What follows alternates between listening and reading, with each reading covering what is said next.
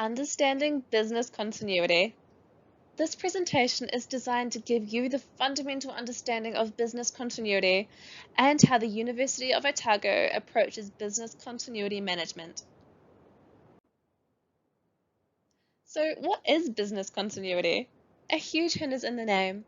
It is the capability of a business to continue delivery of products or services following a disruptive event.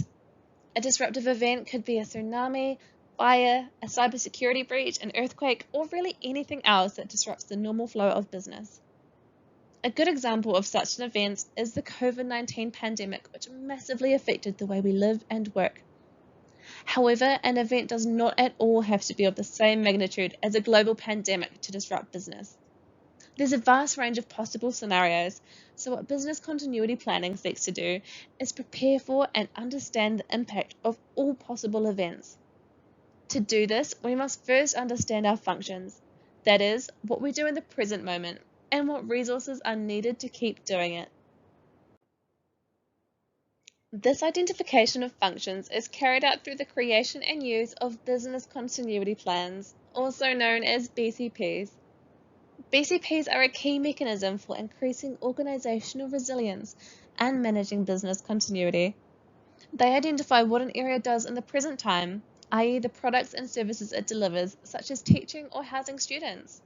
They then identify the resources required to undertake these functions, upstream and downstream dependencies, and the maximum tolerable period of these functions being halted. For example, for a residential college, a function would be providing accommodation. Now let's think about what the recovery objective of the ability to provide accommodation might be. Shelter is an essential need for life and health, so the recovery objective for this particular function is likely to be quite a narrow time frame. The university also employs a full-time emergency and business continuity coordinator who manages business continuity and emergency management. They are based in the Office of Risk, Assurance and Compliance, and you can find their contact details on our website and in the staff directory. Once we have an understanding of the functions an area performs, we can then rank those functions in order of criticality. Which functions need to be returned the most quickly? Why? Perhaps human life, health, or security depends on a particular function being returned as soon as possible. This ranking is important for decision making and for ensuring that resources are correctly prioritized following a disruptive event. It is important that each department or area has an up-to-date business continuity plan.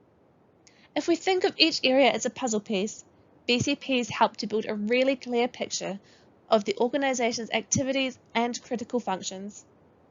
At the university, departmental BCPs feed into divisional BCPs, which in turn feed into campus-level planning. How are BCPs written? Prior to 2022, departments used a Microsoft Word template to write their BCPs. This was a fantastic starting point. However, the plans were not readily accessible and varied in terms of content and quality of information. Towards the end of 2022, rollout of a new business continuity planning tool began. This tool is called Koali Ready, and with its ease of BCP creation, updating, and reporting, it's the natural next step in increasing organizational resilience and the next step in the university's business continuity journey. Koali is straightforward to use with a simple fill-in-the-blanks format. Your department or area head will nominate staff to complete Koali training and to write or update the BCP for your area. BCPs should be updated at least annually, though it is recommended that they are updated whenever there is a significant change. For example, staffing changes, procurement of a new asset, or identification of a new potential hazard. BCPs have additional benefits beyond being prepared for disruptive events.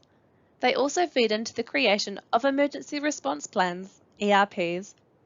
An ERP is deployed following an emergency and details the steps that must be taken to protect life, safety, assets, and the environment. A BCP asks, what does the business do now, and what does it need to keep doing it? Whereas an ERP asks, now that an event has occurred, what are the steps that need to be taken? Like BCPs, ERPs should enter a yearly review cycle. For a good example of a very basic ERP, be sure to check out your departmental emergency flip chart. These flip charts provide details on the first steps to take in a range of emergency situations in order to keep safe. If you cannot find your flip chart, ask your departmental health and safety officer or administrator. If your department does not have a flip chart, you can contact the Health, Safety and Wellness Office.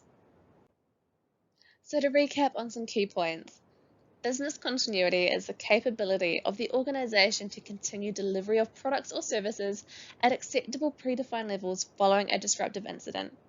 We use BCPs to identify critical functions, resources, and dependencies. BCPs are written, updated, stored, and reported on through Koali Ready. And finally, business continuity planning feeds into other organizational planning, such as creating emergency response plans. If you have any questions about this presentation, about Koali Ready, or would just like to have a kōrero about business continuity, please email businesscontinuity@otago.ac.nz. Also remember that the Business Continuity Management Policy and Framework are available on the Risk Assurance and Compliance website. Thank you for listening. Ka kite.